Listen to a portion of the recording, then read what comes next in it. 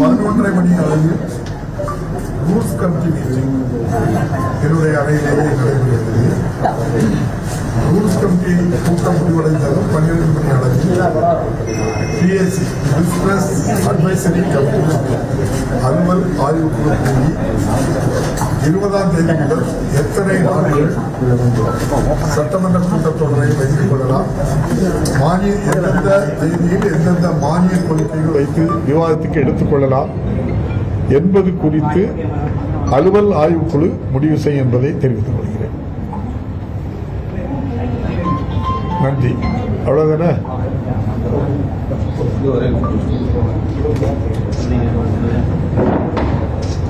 மாற்று விவகாரம் பெரிய பிரச்சனை போயிட்டு இருக்குது.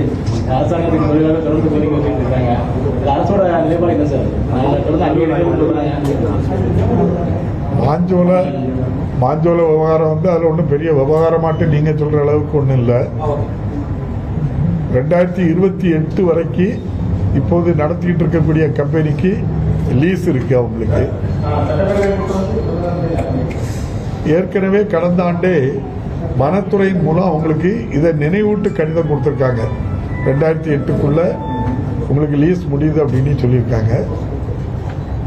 ஏற்கனவே பணியில் இருக்கின்ற பணியாளர்கள் தொடர்ந்து அதை நடத்த வேண்டும் அல்லது அரசை எடுத்து நடத்த வேண்டும் என்று ஒரு கோரிக்கை வைத்திருக்கின்றார்கள். இந்த அரசு நிச்சயமாக நல்ல முடிவெடுக்கும் என்று நான் நம்புகிறேன். அதாவது அதான் அரசு தானே முடிவெடுக்கணும். நம்ம இது எல்லாம் அவங்களுடைய விருப்பம். அங்கே உள்ள தொழிலாளர்கள் அது நியாயமான கோரிக்கை.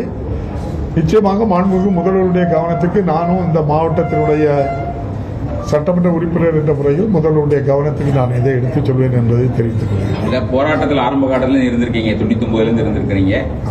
இப்ப அவங்களுக்கு போதுமானதாக இல்லை. நேற்றைக்கு கூட கலெக்டர்கிட்ட ஒரு பெட்டிஷன் கொடுக்க வந்தாங்க. கண்ணீரோட வெளியே வரக்கூடிய நிலை இருந்துச்சு.